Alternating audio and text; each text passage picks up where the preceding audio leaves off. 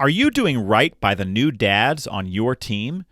Why it might take bosses to tear down an inaccurate, antiquated belief that still lingers in the workplace. Plus, how do bosses lead through a mental health crisis that has always existed, but is now manifesting itself in a huge way across the country? There's a lot ahead now on BossBetter Now.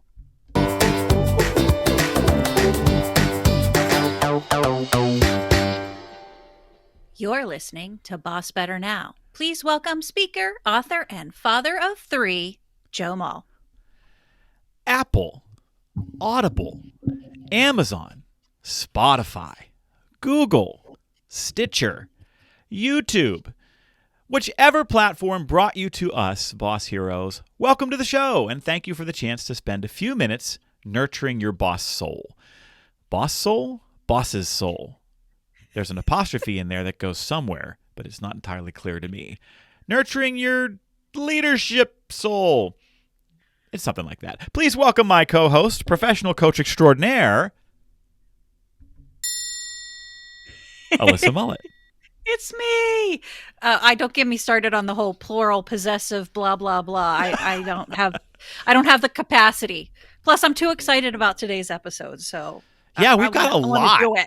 Yeah, this is kind of a loaded episode with some big things to talk about. Let's dive into that then. In this first segment, I wanted to get into this week some things that have been going on in the news. But let me first start with a story. So my daughter recently turned 11. If you think back to Time Change Weekend in November, that was her birthday. And it just so happened that on the day of her birth, it was also time change. So when we went to the hospital, my wife went into labor at midnight, and Lily was born at 9:30 in the morning. And when people see that, they say, oh, so you labored for 9.5 hours. And she's like, no, 10 and a half, actually, because 3 a.m. became 2 a.m. That night. So we always associate the falling back, the time change with Lily's birthday. And, you know, with her birthday, every time her birthday comes around, I always kind of think back to those first few weeks, right? My first kid, it was the first time I became a father. And I so remember having to go back to work right after she was born and not wanting to be there. I remember I couldn't wait to get home. I remember feeling like, man, this mammoth life event just happened, and we are responsible for the care and feeding of this little human. We have absolutely no idea what we're doing. And so, hey, wife, just, good luck. Don't forget to let the dogs out. I'm going to go to work. It just felt like crappy. And I remember just wanting to be around for every moment with Lily in those first few weeks. And I got 2 weeks off for paternity leave under the guise, I believe, of FMLA. I think it had something to do with like caring for your partner and your newborn baby. Yeah. And we're lucky there was no C-section, right? Because it would have made things a lot harder. And I think I would have gotten a little more time for that under FMLA, but I can't say that for sure because I'm not an FMLA expert. And I always think about that. I always remember that feeling of I don't want to be here. I want to go home and be with my kid. Well, two things happened recently, Alyssa, that seem to have brought discussion of paternity leave back into public consciousness. The first is that our current Secretary of Transportation, Pete Buttigieg, took leave after adopting twin babies with his husband. And the second is that paid parental leave has been a central component of recent legislation that is being debated in Congress. And I think there's an opportunity here for us to talk about what a differentiator this can be for workplaces who are trying to attract the best talent, but also if we want to truly be a boss hero and create the conditions for people to thrive, we have to understand that some of the beliefs we may hold about how men want to show up after the birth of a child need to be reevaluated. And so before I turn this over to you, because I know you're ready to go,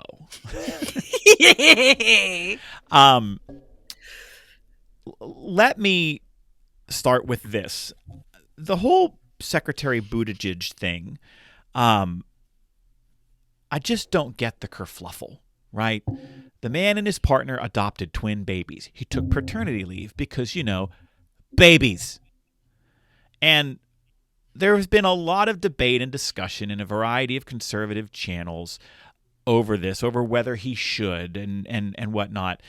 And mixed in among this was what I believe the dumbest tweet ever. I don't know if you saw this. Guy named Matt Walsh, who's a conservative blogger, when Pete Buttigieg took paternity leave, tweeted this, and I quote, "The thing about paternity leave is there isn't much for dad to do when the baby is a newborn, especially if mom is breastfeeding. His main role is to take care of mom as she recovers, but of course that doesn't apply to Buttigieg, so I'm not sure why he needs paternity leave at all." This might be the dumbest tweet ever. Until he doubled down. Because he got attacked in every direction on Twitter about how important it is for young parents to bond with their newborns, et cetera, et cetera. But he doubled down, and then he published, which is now the second contender for dumbest tweet ever, with this, and I quote, "People are saying dad needs paternity leave for bonding time," air quotes. Well, sure, a week or something is fine, but the baby isn't going to bond with dad much until he's a little older. And we shouldn't be paying cabinet secretaries to stay home for 2 months for bonding time anyway. Unquote. Before I stab myself in the eye with a pencil because of how ridiculous these are, let me take a breath, turn it over to you, and give you a chance to react to what you just heard. And just because we're not a political show, let's react to it through the lens of creating the conditions for people to thrive in the workplace and understanding how men really want to show up for their newborn kids. So, well, I can honestly, I'm not on the Twitter. You're on the TikTok. I'm on the Twitter. Go ahead. Between the two of us, we've got it covered. Here's my thoughts. In terms of how we can look to these stories and these experiences for the betterment of us as leaders and humans, period, belonging to the human race. My first thought is that we have to look at the biases that we hold specific to care giving, period. Mm-hmm. It is absolutely a outgrowth of the patriarchy. Yes. And I'm not going to go off. I won't go off. Okay. You can go off a little bit. It is absolutely an outgrowth of the patriarchy that there is not paternity leave, paid paternity leave. Now, I don't want to derail you for a second, but let's go for it. It's a travesty that there's not paid parental leave. Period. Full stop. Correct. Absolutely. And for those of us that, I'm obviously a few years removed from, administering FMLA, but just to give a little bit of a background so that folks understand the logistics of what we're talking about. FMLA is Family Medical Leave Act, okay? Mm-hmm. And for employers with more than 100 employees, they are required to give FMLA, okay? That is unpaid time. Right. It is a protection of your job for up to 12 weeks based upon specific events, okay? It does not infer any kind of payment. Now, your employer may have short-term disability or something of that kind, which if you are the person giving birth, you then may be qualified for short-term disability, STD, not to be confused with anything else that may stand for, okay? And that would give you payment for some of that time that you are off under FMLA. But FMLA and payment are absolutely Right. separate. Okay. And your so company that's may what, also have a policy that requires you, did I jump the gun? Is that where you're going next? no, If no, you no, have a go for it. bank of sick days Yep. and you're taking an unpaid FMLA, you simultaneously must take your sick days. So this was Yep. my situation, right? My employer Yep. required that I get paid through my sick days because I was out. Yep. You know, I couldn't bank them and keep them and hold them just in case, like, what if there was a complication? What if the child had a medical issue down the line and I wanted to hold on to that time? Isn't that interesting, right? You are we are not required to pay you, but you are required to take any assets that you have accumulated relative to paid time. Yeah. So there's this whole thought pattern, number one, of as leaders in an organization, you have to be acquainted with the structures and the organization processes of this whole thing. Okay. So, number one, educate yourself as a leader as to what your company policies are. Should something happen, even if there's not a chance of it happening on your team, who cares? Educate yourself. You need to understand what these processes are, what the protections are afforded to your employees under. Such a great point, Alyssa. Like, so many leaders will just outsource it to HR and say, well, call HR. They'll walk you through Right. it. No, be an advocate for your person and understand what it is that they're going to be told, to be able to help translate for them. Thank you for saying that. Yeah. Number two is, if you're in one of those roles within the HR spectrum of your organization, you're already well acquainted and understand the policies and the logistics that go into administering FMLA. Now's your time. Level up. You got to start advocating for the elimination of policies like what you faced, Joe, of you have to use your sick time, right, in order to take that time off. No, if we're going to allow people to take the time, and then we're going to allow them, if we are not offering paid time in and of ourselves for paternity leave, then let them have that time unpaid. Do not force people to use their vacation or their sick time, because they are probably going to need that whenever baby is sick, whenever, something happens down the line. So that's the other part, is wherever your piece of the puzzle, level up on it with education or advocation. Okay. The third part of that applies to every single one of us is to understand our own bias and make it more conscious in terms of dismantling it. As I spoke to about for me, it absolutely came from, the small town that I grew up in, very religious based, where the man is the head of the household. The woman, stays home with the kids and takes care of the babies. And that's what your roles were. That is not the case. And whenever you think you've gotten over, okay, yeah, I understand that's not the reality, there's always more work to be done, because we're applying these biases, just like that gentleman. I'll call him a gentleman, even though it doesn't sound too much of a gentleman. Right. Tweeted that, these are the things that we have going on in the back of our minds. Whether or not you agree with what he said or not, you can see the error in judgment, because we do not understand what is going on in anyone else's life, whether it is adoption, whether it is, through, a surrogate birth. We don't know. And so for anyone to assume that just because they may have gone through a similar process, that it should be the same for someone else. No, that's not the way that life works. Yeah. That's not the way that we dismantle systems of bias by assuming that everyone else's experiences are the same as ours.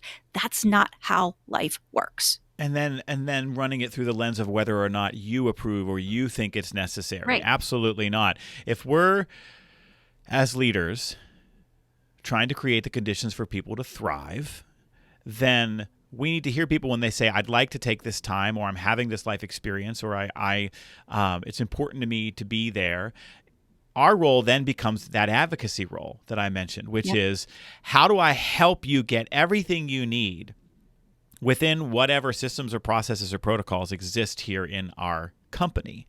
And if the systems and processes and protocols in our company are obstacles to you getting what you need, how do I advocate for the dismantling of those systems, processes, and policies here at our company? The biases that you alluded to, Alyssa, are being brought into public consciousness, and they're being named. And what's really exciting is that they're being advocated for with research. And so, not long ago, just a few weeks ago, there was a article in the New York Times called "What Paternity Leave Does for a Father's Brain," and it described a lot of the research around the astounding physical changes that occur in the emotional centers of the brain when men are permitted to be there more in the early weeks of a child's birth. One study found that when fathers took paternity leave, actual parts of their brain, the emotional centers of their brain, grew physically in size. Another study found that when fathers took paternity leave, their children reported closer relationships with their dads 9 years later. Some of this research is being pioneered. I found a gentleman online, let me get his name here. He's a professor at Ball State University named Richard Petz, who found that only 5% of new dads take at least 2 weeks of parental leave.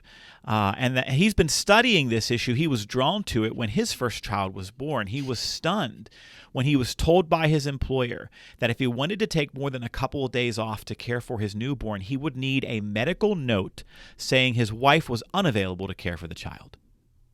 Talk about patriarchy. So, the benefits and the advocacy for these kinds of policies are not just around the benefits to men and to newborns and to relationships. A study that McKinsey released just a couple of months ago pointed to a range of benefits. Of course, stronger bonds, but also stronger bonds with their spouses and partners. And actually, household finances are shored up because the onus isn't only on women to take time off to care for children, right? We know women pay the penalty in the workforce for having children, right? With a sliding back in compensation and in terms of professional career growth. And what this study is saying is when you give men paternity leave, you actually help slow down that kind of penalization that women experience by having these kinds of policies. The study found, I have it here, mom's income rose about 7% for each month that a child's father spent at home on paternity leave. Oh man, if there was ever like a to-do, you want to dismantle the patriarchy, male leaders, those that identify in the male, I could not more deeply urge you. You want to do something, advocate for yourself, advocate for the parental leave, advocate for paternity leave, paid through your company, advocate for dismantling the stereotype that giving care is less than. That this isn't part of what you demand and desire for your life to be rich and full by dismantling that stereotype of you don't want to be that guy and take time off, right? That men aren't equal partners in the bonding that takes place in the early weeks of childhood, or that they don't want to be or see a need to be. I would argue that nearly any man you ask about that wants to be, but maybe feels trapped between what they want and what they feel like they should say or ask for based on the Yep. policies or perceptions that exist in the organization. And I kind of want to go one more level macro. This is not just we're talking about paternity leave, because I think that's a really important aspect of this, and it's been in the news a lot lately. Mm-hmm. But just parental leave, and you talked about advocating for it, and advocating for it across every imaginable kind of relationships, same-sex relationships, trans relationships, adoption, birth. I mean, any kind of circumstance where someone is stepping into the role of parent for the first time, for the 12th time, doesn't matter. Yeah. At the core of this, if you're a boss hero, I believe your goal should be to never ask an employee to make their job more important than their family. To say, we want your work experience to complement your life, not dominate your life, not be an imposition to the full life that you want to live. And so as your boss, I'm going to do all that I can to never ask you to make this job more important than your family. Now, there might be moments where that's not possible. But if we make that the goal, that really shapes how we support people and advocate for them and shape policies, right? This is a sexist institution, this idea that men aren't needed to be equal partners in those early weeks of childbirth and child rearing. And that's part of what needs to be torn down. And if you are the kind of boss or employer who says, we're going to try to never ask your job to be more important than your family, you're actually creating a competitive advantage in terms of being able to attract and retain talent. Oh my gosh, I got the chills, the feels, all the things, man. That's it. That's the energy. Not making the job more important than your family. Like, how many of us have felt torn, not on exception, but by rule? That has been the case of our entire professional careers, where we have had to put family down here and work ahead of that. Be the kind of place where no one has to make that choice. Yeah. And just to put another bow on this, I just want people to understand what an astounding outlier the United States is when it comes to not having paid parental leave. The U.S. is only one of 5 countries in the world that does not guarantee paid family leave. The others are Lesotho, Liberia, Papua New Guinea, and Swaziland. Ever heard of those? Nope. Nearly every other country on earth has some form of paid family leave. When I was pulling data for this, I ended up on a Wikipedia page. We got to be careful what you confirm on Wikipedia. But one of the things that stood out to me when I was scrolling is they had a chart of every country in the world, and they had all these columns describing the different kinds of paid parental leave. And you hit the United States, and it says NA, NA, NA, NA across every box. It's startling. New fathers in France can take 28 days of paid leave. They're mandated to take 7. New fathers in Japan, to take 7. Mandated. Isn't that an interesting choice of words, right? Love it. Their new fathers in Japan can take a full year, and they get their full paychecks for up to 2/3 of that time. I mean, we could spend, we could do a whole podcast series on paid family leave. And the importance of it. There was a federal law passed a few years ago called the Federal Employee Paid Leave Act that guarantees up to 12 weeks of paid leave for federal employees for birth or adoption. So that's a good start for our federal employees. There are also 9 states that have passed some kind of paid leave legislation: California, Colorado, Connecticut, Massachusetts, New Jersey, New York, Oregon, and Rhode Island. Also, and Washington, and the District of Columbia. So they all have passed some kind of paid leave legislation. So I know right now a lot of organizations are having conversation about the kind of contemporary benefits that attract and retain talent. This has to be on the list. It has to be. And in the conversations that ensue, you will hear some of the patriarchy that Alyssa is talking about. You will hear some of the entitlement from folks who think, why should we pay people for this? And what we have to understand is it's the most backwards, tired, antiquated thinking. And that's the kind of thinking that got us into this mess in the first place. Well, we want to hear what you think, friends. Sorry, Alyssa, go ahead. You had a final thought. No. I was just literally drinking in the hope. Drinking in the hope. Drinking in the hope. Yes. Well, as always, we welcome your comments, observations, questions. Drop a comment in the box below if you're streaming this online. And as always, you can send us an email over to our show's email account, which is bossbetternow@gmail.com. So let us hear from you on this.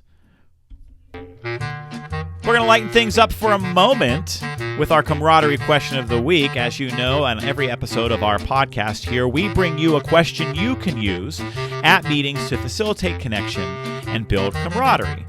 This is important to do. When bosses build camaraderie, you actually reap some wonderful benefits on your team. And we build camaraderie by making it easier for people to find things in common with each other that don't have anything to do with work. When we access each other's humanity, teams collaborate more effectively and perform at a higher level. So here's our question. Alyssa, what is something you've kept forever but really should throw away? A general blanket statement, my kids' stuff. Okay? Okay. Specifically, his teeth, his baby teeth. Like he's not, I mean, he's 7, so he's not even actually done like losing the teeth yet. But I guess I'm supposed to keep them, so I just do. I don't know. Is that not what people do? I know people who keep them forever. Does everybody have a drawer full of teeth? Like, I'm not quite sure. I don't know. And are not a serial killer, right? That's Dexter, your own children's teeth. Let's make a qualifier. Do you have a drawer with your own children's byproduct of the tooth fairy appearance teeth? Any other human teeth? Different problem. No. Oh my gosh. Yes. Important qualifiers. So glad you're here to make sure our audience has clarity around Clarity matters. Yeah. So my kids' stuff. In general, but specifically the teeth. Yeah, I feel that. We have like the Keep Forever box, and it's like the 11 Keep Forever boxes, which is like, how many kids' drawings do you save, and how many kids' clothes, and how many kids' favorite toys that they snuggled with for 3 years, and you know, that's tough because I tend to be sentimental about those things. Yeah, I'm a sentimental person about some of that stuff, and so our basement continues to become more crowded. So I can understand where you're coming from. So is that your stuff too? Is that your stuff too? Or my answer to this question when I saw it, something I've kept forever but should really throw away, my answer is wood. Oh, because you never know when you're going to. And right now, though, I mean, truly, that is like gold sitting wherever you have it. Like, you better lock it up. Don't tell me where it is, because we'll come for your wood. See, this is why we're friends. Like, you immediately understood. You immediately were like, yes, scrap wood. Like, what if you need to build a birdhouse and you can't get out to the store? Absolutely. Yes. I don't know why, but I always like save these scrap pieces of wood. Like, what if someday there's a camper in my driveway and we need to put some wood behind the tire so it doesn't roll down our completely flat driveway? Yep. You should not throw that away. Keep that. I'm totally in the hoard all the wood. I have wood, plywood. I have 2x4s. I have treated lumber. I have molding. I have like shims and masonite. Like, why am I saving all this stuff? Because you might need it. You might need it. Thank you for having my back. All right. Well, it sounds like I'm wrestling with it, but you're like, no. You need it. I need it. Keep it. I think so. All right. And that's the camaraderie question of the week.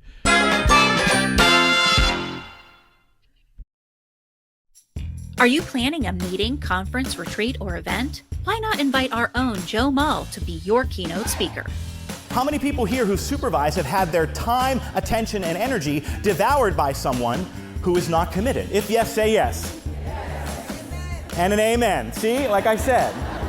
Joe teaches leaders how to boss better and cultivate commitment in a way that is funny, captivating, and filled with takeaways. Do you believe that these people are coming to me and telling me that I'm sticking my nose in where it doesn't belong?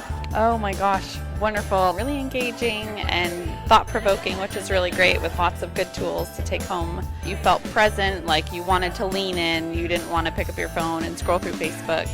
Whether your event is virtual or in person, your audience doesn't want another boring 60-minute lecture. They deserve to learn and be inspired by a world-class program they simply cannot turn away from. That's what you get, guaranteed, from Joe Mull. We can all agree we want our employees to care and try, but care and try isn't about competence. It's about commitment. And commitment can't be bought. It can only be earned. Your number one job as a leader is to cultivate commitment. For more information, visit joemull.com/speaking. All right, Alyssa, I have a question that came to us from one of the folks who's been following me online for a while. We have our BossBetter emails that we push out twice a month with a variety of articles that I write and videos that we produce, and that's all free. And so I get to communicate with a lot of different folks from across the country. And so Linda sent me an email, I think it's been about 2 months ago. And as you'll hear in a minute, it's a pretty awful situation for her team. And I did not bring the question to the podcast. It just felt like I don't want to take this situation that they're dealing with and have it feel like we're leveraging it for content on the podcast. It didn't feel right. So I responded privately to Linda and shared the advice that she was looking for. But she asked a big question in this email that I kept thinking about. And so I circled back to her last week to check in on her and asked her if I could share her email on the show now a few months later in an effort to go a little bit deeper on the big question that she asked. And so here's the email. Joe, I reach out to your team with a heavy heart as my team had a young employee commit suicide. We are working through all that this brings with the team. I sit here in the early hours of the morning and I think, how do we do this? How do we lead through a mental health crisis that has always existed, but is now manifesting itself in a huge way across the country, and honestly, exploiting our mental health gaps and weaknesses? My company has all the EAP programs, staff check-ins, etc. And while we understand mental health is dependent on many factors that may be out of our control at a company, I can't help but think we need to be doing something differently as leaders in this crisis. But what does that look like? I know this is a heavy topic, but I'd love if you could respond on your podcast, shed some light on this issue. And I thank you for all the encouragement you provide each week. Linda. So when I initially wrote back to Linda, I shared some advice with her in the aftermath of this awful tragedy that her team was going through. And just in the interest of transparency, I'll tell you a little bit about what I told her initially, which first and foremost was I'm not a therapist. I'm not a psychologist. I'm not a mental health expert. So I would be very hesitant to give any advice in that regard. What I suggested to her was that in the immediate aftermath of this, she find a way to bring those kinds of professionals to her team on site, actually putting people in the room and giving them a chance to just talk and ask questions. I advised her to make sure she was constantly sharing with her team that it was okay to not be okay, and that people were going to we're going to certainly be dealing with it in a variety of different ways.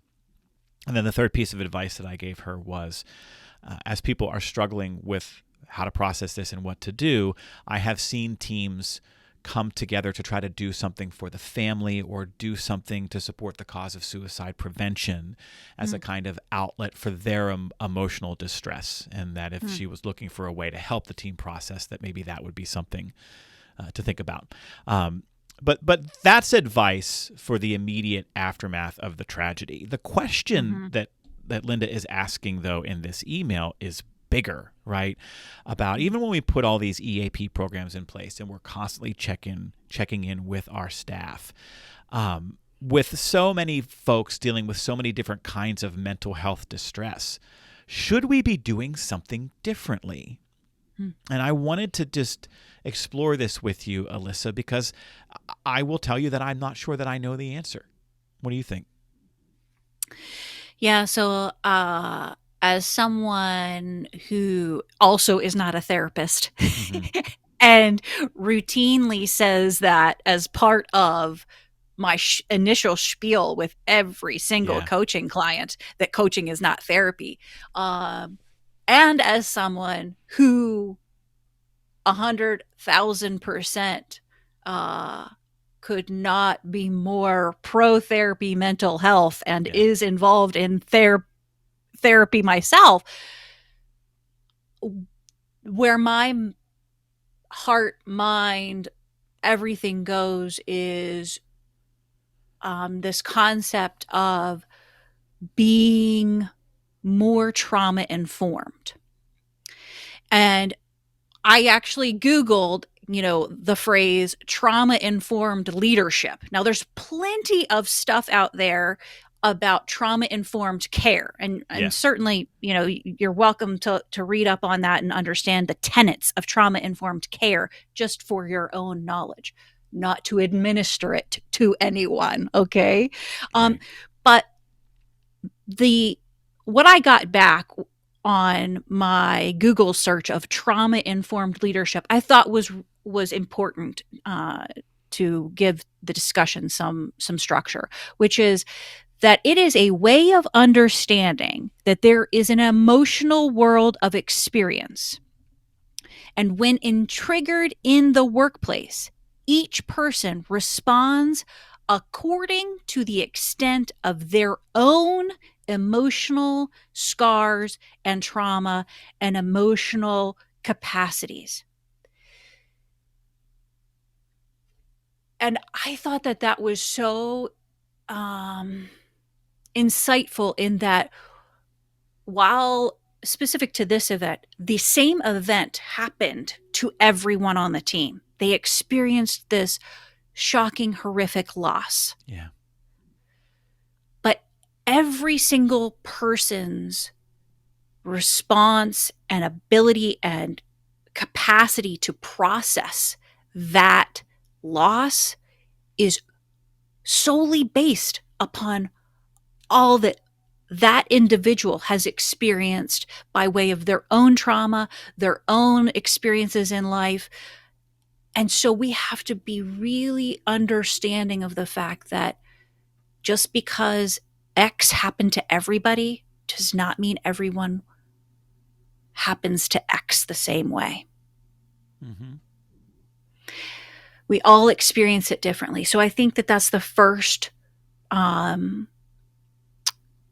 understanding that we need to come to as leaders, is that, number one, we are all, outside of acute events like this is a horrific one, there's a plethora of traumatic events that are happening. But the pandemic in and of itself has been triggering of trauma for so many of us. And whether that's because you've been isolated and lonely, or you've been abandoned, or you've, had these feelings of discontent with humanity, or whatever it is, we're all experiencing that in some form or fashion. Some of us are more, open about that, and some of us are not. And I think that if you want to be the kind of leader that people connect with in a very real way, and you are someone that can identify as this being authentic to who you want to show up as in the workplace, I would really just encourage you to lead by example. Share your experiences of what resources you're using to become more trauma informed and processing your own trauma. That doesn't mean you got to share, oh, yeah, whenever I was 7, this is what happened to me. That does not mean that. That does not mean that. I'm just saying, share. Yeah, I'm currently in therapy and I'm finding it really helpful, or this is the resource I went through in order to get this hookup through EAP, and I found this, online program that has been really insightful for me. Those are the kinds of things that I think are real true opportunities for us to become more trauma informed and thus better leaders, better humans.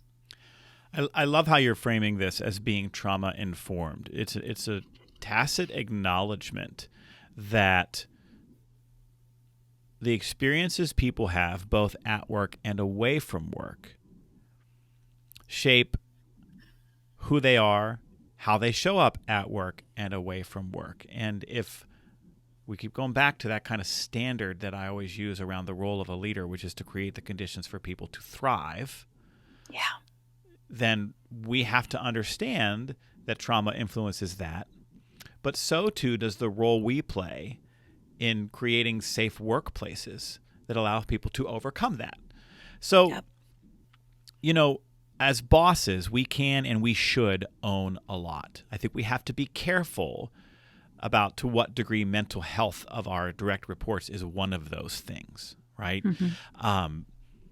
And mental health is a continuum. Right? On one end are things like stress and burnout and exhaustion, and you move along that continuum to things like languishing and depression, and you continue to grow in seriousness of issues, things like addiction or neuroses or chemical imbalance. And the farther up that continuum you go, the more sophisticated the support, I would think, needs to be for the person who is struggling.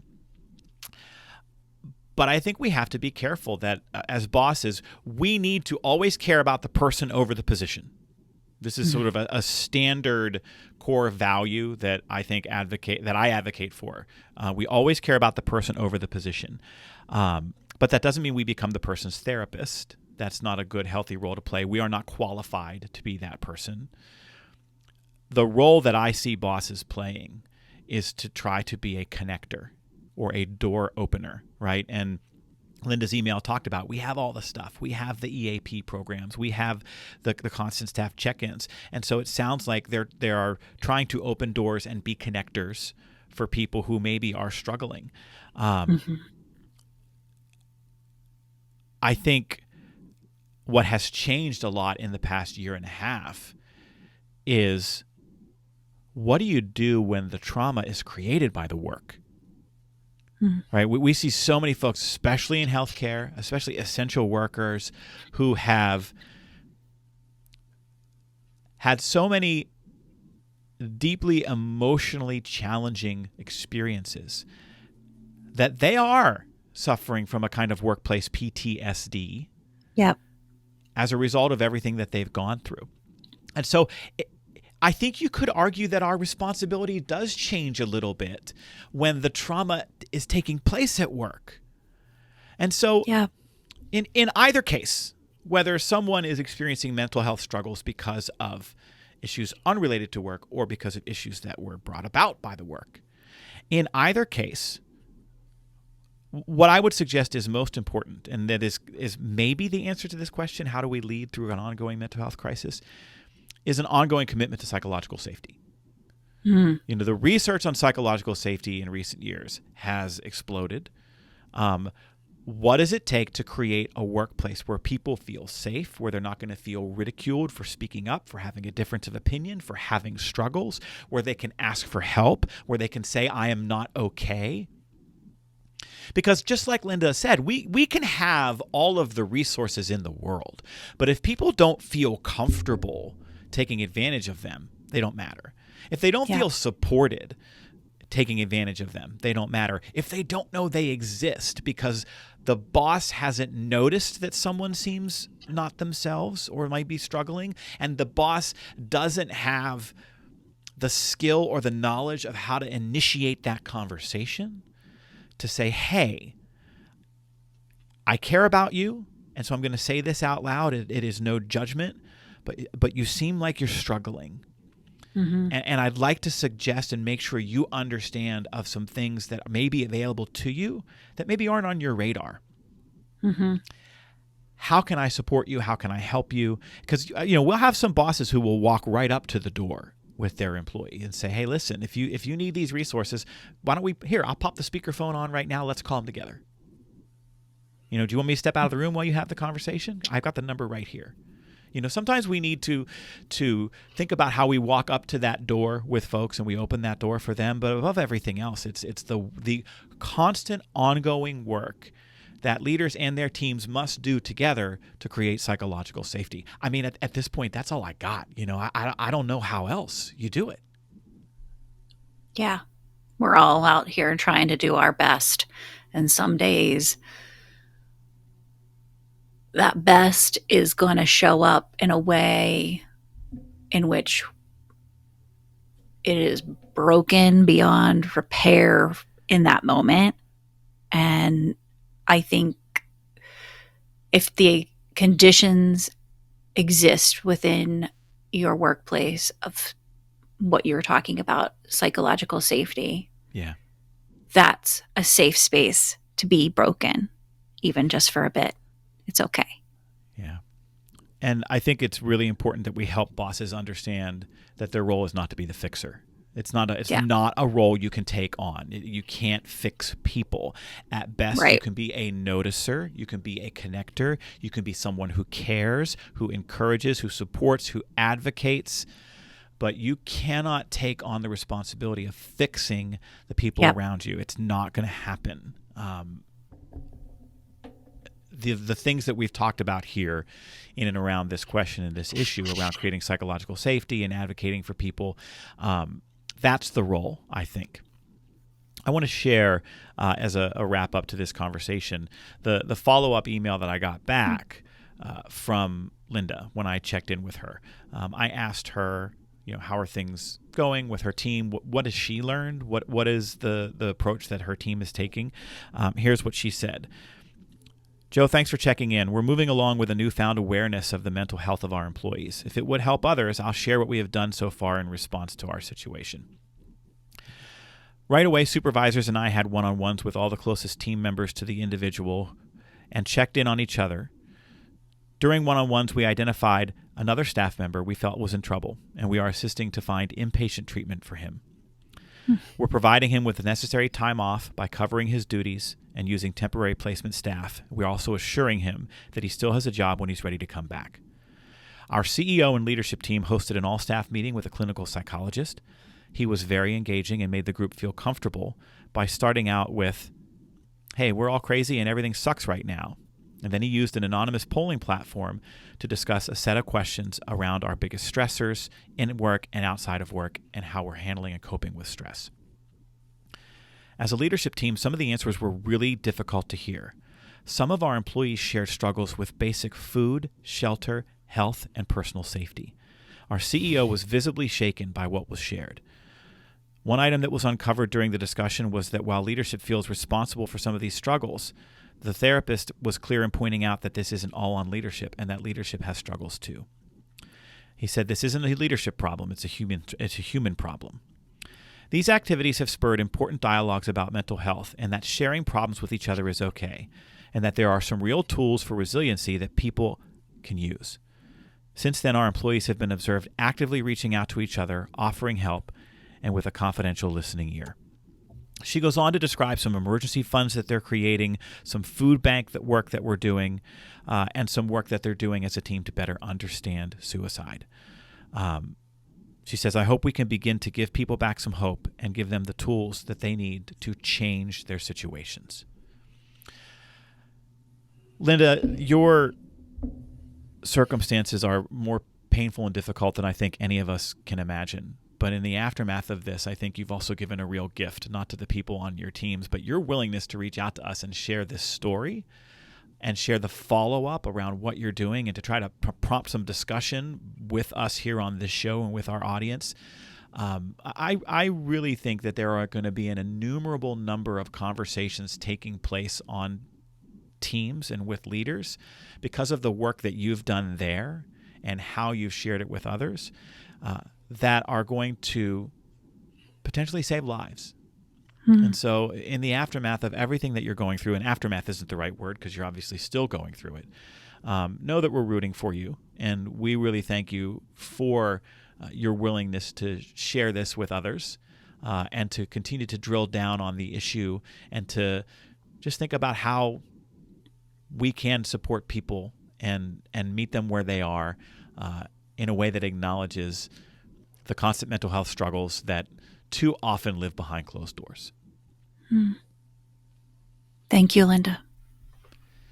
Well, that's our show, Boss Heroes. We hope that, despite this being a heavy topic, it's an important one and one that requires ongoing conversation. And so if you want to share your feedback, if you want to ask additional questions, if you want to leave comments, please do so. And know that we greatly appreciate all that you do to care for so many. Thanks for listening. We'll see you next time.